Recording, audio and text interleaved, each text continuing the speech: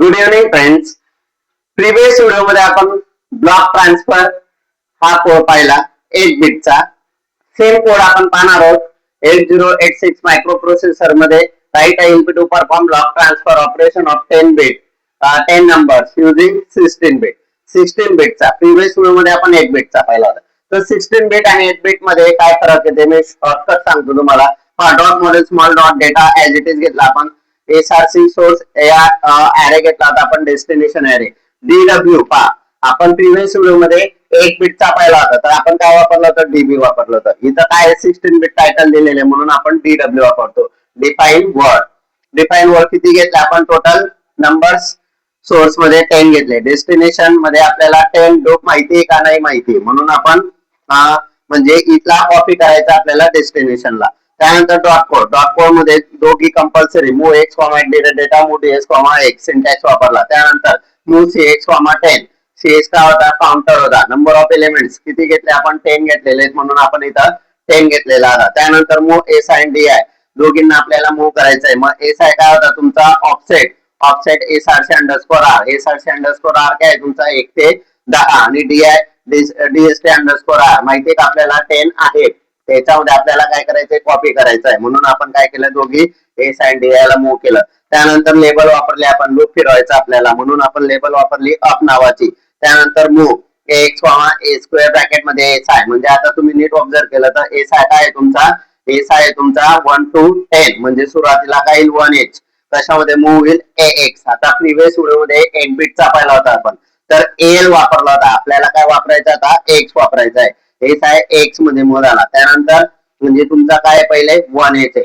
मग 1h कशामध्ये move झाला? एस आय मधून एक्स मध्ये. मग एक्स काय आला तुमचा?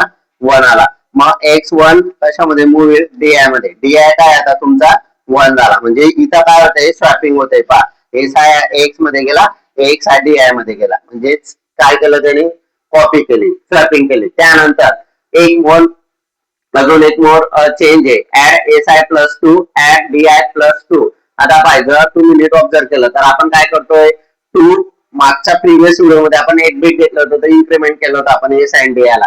आता आपण इथे इन्क्रीमेंटच करतोय. फक्त काय करतोय? S I plus 2 D I plus 2. Plus 2 ने का केलं? कारण हा 16 बिट आहे.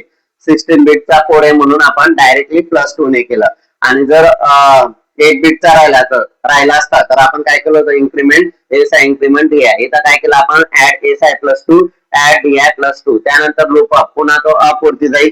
पुन्हा सेकंड नंबर गेल टू एक्स असं कुठपर्यंत चालेल? एक्स हा 0 होत नाही तोपर्यंत. मग एक्स किती? 10 आहे. नंतर काय होईल? 9 आहे कारण हा कट होऊन जाईल. त्यानंतर 8 येईल. 8 हा पण कट होईल. नंतर 7 होईल. असं कुठपर्यंत चालेल? अप टू 10 पर्यंत म्हणजेच 0 पर्यंत. जोपर्यंत एक्स हा 0 होत नाही तोपर्यंत. त्यानंतर एंड केला आणि नंतर एंड केला. फक्त आता मी तुम्हाला अजून एक चेंज सांगतो. काय करायचं? फक्त 16 बिट एका 8 बिट आहे. एक्झाम मध्ये हा कोड विचारला जातो. Write a program to perform block transfer. पहिले पाहून घ्यायचा 10 नंबर्स आहेत तर आपल्याला ऍरे कितीचा घ्यावा लागणार? 10 चा. सेकंड 8 बिट आहे का 16 बिट आहे ते टायटल व्यवस्थित पाहून घ्यायचं. 8 बिट असेल तर आपण काय केलं? डीबी डीबी घ्यायचं. एल एल घ्यायचं. इथं एल इथं L. INC INC. Increment S I increment D I हा चेंज होता. आणि जर 16 बिटचा असेल तर डीडब्ल्यू डीडब्ल्यू. त्याच्यानंतर एक्स एक्स. एलच्या जागी एक्स एक्स आणि इकडे add S I plus 2 add D I plus 2 plus 2 ने करायचं. का करायचं? 16 बिट आहे म्हणून. तर एवढा चेंज आहे.